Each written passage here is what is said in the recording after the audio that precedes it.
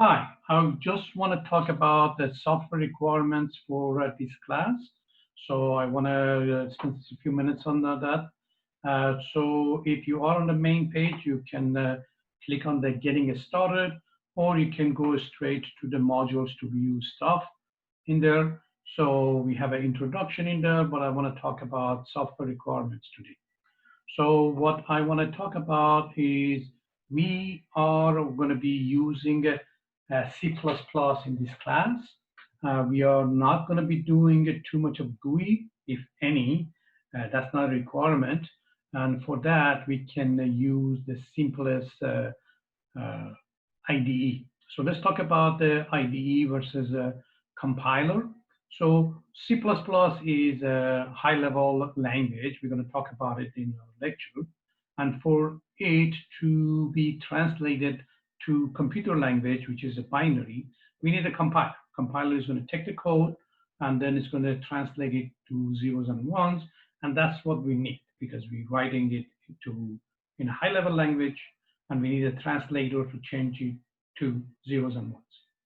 And on top of that, there are some tools available that can make our life easier, meaning that when I'm typing stuff, I can look at some stuff, it can make it more colorful, it can bring some tools into it and make my life easier. Those are IDEs that we can use in this class. So I have listed certain IDEs over here. As I said, we are not going to be using too much of a GUI, if any, in this class. So we can use technically any kind of IDE that we want. So as a department, it was decided that we're going to be using a Qt for this class. My problem with the Qt is a heavy uh, IDE. That means it's going to take a while for it to download because it has a lot of elements in it. We might want to use it later on in the course, or you want to spend some time to figure it out. We can do that. That's either way is fine. So I put a video on how to download it. And the one thing that you want to keep in mind that we have the option of downloading the IDE to our computer, but we have to remember that if I'm downloading the IDE to my computer, I have to put the compiler first or download the IDE with the uh, compiler.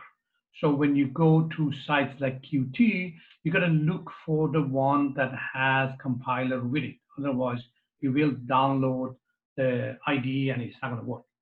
And so I put a tutorial over here on the YouTube that you can look at it to see how to do it. Another IDE is Eclipse. That's very popular because it's open source. A lot of people are using it, and it has other elements like Java and Python in it, and some other stuff in there. And the C Lion, I think I misspelled it incorrectly. I fixed that. The C Lion is from the Intelligent. So all of these things have the link to their site. My students generally like that because the way it looks like it, they feel like it. I like that one because I teach Java and uh, Python, so I can use that for all the environments. And the one that we used to use, the code blocks, is the lightest one that we can use. So you can download it, but you gotta follow the direction. So you have to follow the direction. You gotta have the compiler, otherwise it's not gonna work. So if you have a Mac or you have a PC, there are different directions that you're gonna do. So code blocks is the lightest one that you can download. It's going to take less time. It should be a little easier to download and install it. But as far as I'm concerned, you can do any of these things that you want. But we got to do these things early so you have time to play with. So these are the ones that you can download and put it in your computer and use it. We do have online IDE, so you can go to sites like this, Replit. So you can go in there, you basically type your code over there, you click on the compile, it's going to compile it. The good thing about it is available anywhere you go. But when you get to more complex programs, I don't think it can handle it. and I personally like to have my stuff on my laptop to move it around. So you can use that. I would put that as a contingency plan that if nothing works and I'm getting frustrated with my compiler doesn't work, so I can do this temporarily till I figure out my compiler. And the other one we have in our school, we have a section called virtual site. So if you click on that one, we have this free software for your class called AppStream 2.0. It is running a software on Amazon Cloud. So they have all kind of software in here. So you would scroll down. Of course, if you have other areas of concern, you can go in there and do it. Computer information and computer science, we can use Eclipse or code block on their site if that's what you choose to do it. So we have those things available, but you have to follow the direction of how to do this. You have to log in with your school email address. It doesn't work for other emails, and they need some verification in there. And then you just got to follow the direction of to do it. So it needs your email address go.pasadena.edu. So that's another thing that you can do and run your on the virtual site. That way you don't have to worry about the space in your computer or things in that matter. And of course, the last thing is this is a kind of popular for Mac user. They want to use Xcode that they have in their Mac.